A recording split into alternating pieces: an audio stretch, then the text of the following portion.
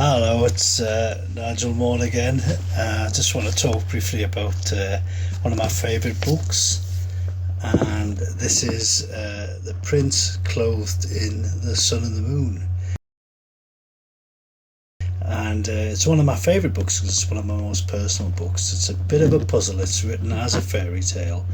The characters aren't meant to be princes or princesses or dragons or monsters. They're actually depicting real events, but in the form of a fairy tale, simply because it enables me to sort of hide their identities.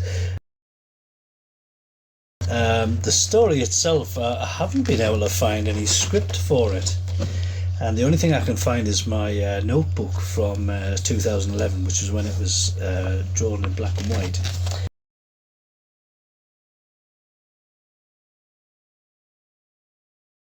The only thing I can find is a couple of hand-written sketches and some quite brief notes for the plot, and so I kind of think, though I don't really remember, and it's quite unusual for me, I actually think I just drew the thing. I wrote it as I drew it. I just drew it. I knew I drew it very, very quickly. It was a sort of an emotionally charged time of my life, and I think I was venting a little bit about certain people and certain events, and so I think it came very easily drawing the book. I like this one, actually. I'm not a big one for sort of touting my work, but I definitely like this book. This is one of my favourites. I think it's quite nicely drawn. The amount of detail in it's quite high. It coloured up really well. Andy did a great job of that.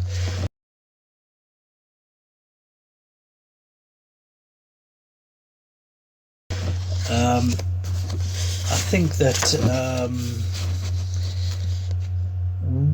what the title is supposed to suggest is the sun and the moon. Is supposed to suggest a warm light and a cold light, and how every person is a sort of yin and a yang, and there's two sides to every person's nature. And also it's based on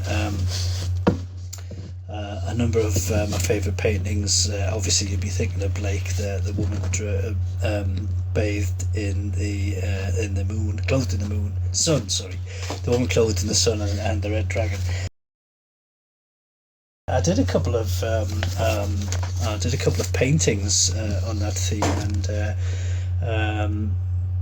basically it sort of has a big appeal to me as a sort of how some words just sort of seem to resonate with you, and I just thought, the prince clothed in the sun and the moon, the prince clothed in two equal and opposite aspects, and I really sort of clung on to that throughout the whole. Made a nice little prototype, sort of proto book. That was the original cover. This is the actual cover. I drew that cover. I quite liked it, but when I saw Andy's colouring, lifted two of the panels from inside. So even though Andy didn't get this cover to draw, it was an effect because of his as usual brilliant colouring that I chose to sort of use it for the cover. Nice little booklet. That's it, really. I think if anybody would ask me which is my favourite book, it would definitely be this one, The Prince Clothed in the Sun and the Moon. Now, hopefully this is going to be a mercifully short video, because I got mercilessly harangued for going on for 15 minutes in the last one, so I know I've got to keep it short. Okay, bye for now.